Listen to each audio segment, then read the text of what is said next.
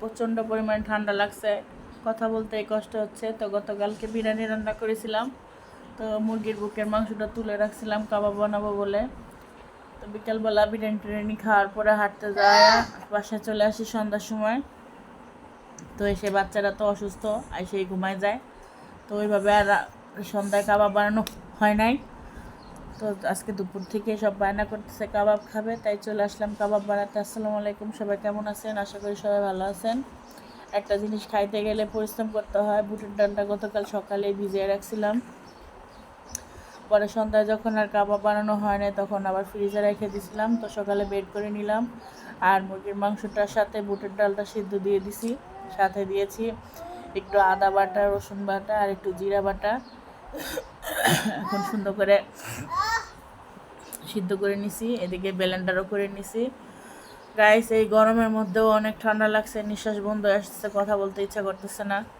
ঘরে মোটামুটি সবাই একদম সবারই ঠান্ডা লাগছে, সবাই অসুস্থ। তো আমাদের জন্য একটু দোয়া করবেন সবাই। তো এখানে আমি বেশ কিছু কাঁচামরিচ আর পেঁয়াজ দিয়ে এখন সুন্দর করে ডালটা ম্যারিনেট করে রাখছি। এখন একটু হাতে মেখে নিব, সাথে দেব 2টা ডিম।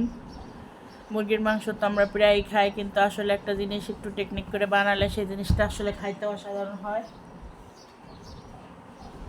দুপুরবেলা একদিকে রান্না করতে হয়, আবার আরেকদিকে আজকে কাবাব খাবে, তা দুটো মিলে হুড়াহুড়ি করেই যাই হোক। ঘরে আবার কাবাব মশলা ছিল না, তো যা ছিল ঘরের মধ্যে তাই দিয়েই হালকাভাবে বানাইলাম। আসলে খাইতে কিন্তু খুব মজা হয়েছিল। আর আজকে দুপুরে আমি রান্না করছিলাম হইতেছে কচুরলতি দিয়ে চিংড়ি মাছের তরকারি আর টমেটো চাটনি করছিলাম। আর ঈদের পর থেকে মাংস টাংস খাইতে খাইতে আসলে এখন একদম বোরিং অবস্থা, শুটকি খাইতে হবে। তো আমার ফ্রিজে শুটকি আছে, সমস্যা নাই, কালকে ভাবছি রান্না করব।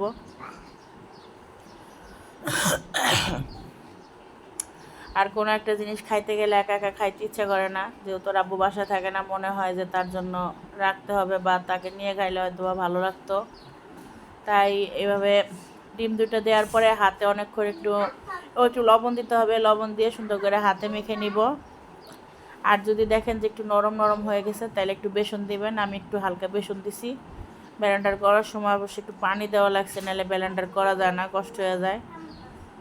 আর কাজের এত চাপ থাকে, নাহলে পাটায় বাইটে নিতাম, পাটায় বাটলে অবশ্য পানি দেওয়া লাগতো না, সেক্ষেত্রে বেটারটা আর একটু শক্ত হতো। তো যাই হোক, এদিক থেকে ওর আব্বুর জন্য একটু উঠায় রাখতেছি।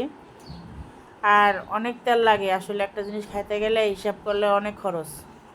কিনা খাইলে আবার মন ভরে না, মুখে লাগে না। যাই হোক, বানিয়ে খেলে অবশ্য মন ভরে যায়।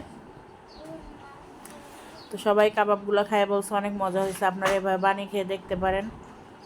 আর আপনারা যদি বানান তাহলে একটু কাবাব মশলা দিবেন, তাহলে হয়তো ঘ্রাণটা আর একটু সুন্দর হবে। তো এখন চুলার কাছে চলে আসলাম, চুলা একটা কড়াই দিয়ে পরিমাণ মতো তেল দিব। আর অবশ্যই মৃদু আঁচে ভাজতে হবে, জাল বাড়াই দিলে কিন্তু একবার একদম পুড়ে যাবে। হালকা জালে আস্তে আস্তে করে ভাজতে হবে। বলো। তো এখন সুন্দর করে তেলটা দিয়ে দিলাম, তেলটা গরম হলে এখন আস্তে আস্তে ভেজে নিব।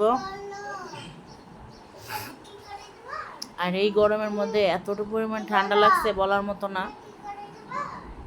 হঠাৎ করে সিজনটা আসলে খারাপ হয়ে গেছে, সব ঘরে প্রতিটা ঘরে জ্বর ঠান্ডা। তো সবাই আমাদের জন্য একটু দোয়া রাখেন। এখন অল্প অল্প করে গোল গোল করে হাতে রাউন্ড একটা শেপ দিয়ে সুন্দর করে তেলে দিয়ে দিব পরিমাণ মতো। আর অবশ্যই জাল কমিয়ে ভাজবেন, না হলে উপর থেকে পুড়ে যাবে। জাল কমিয়ে যদি ভাজেন তাহলে আস্তে আস্তে মচমচে হবে। আর আজকের কাবাবগুলো সবচেয়ে বেশি খাইছিল আন্নাসমণি।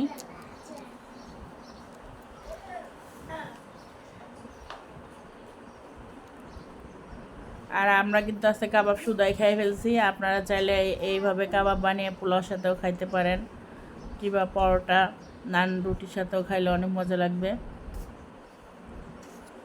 তো ঠিক আছে, আজকের মতো সবাই ভালো থাকেন। আর ভিডিওগুলো ভালো লাগলে অবশ্যই লাইক কমেন্ট শেয়ার করবেন।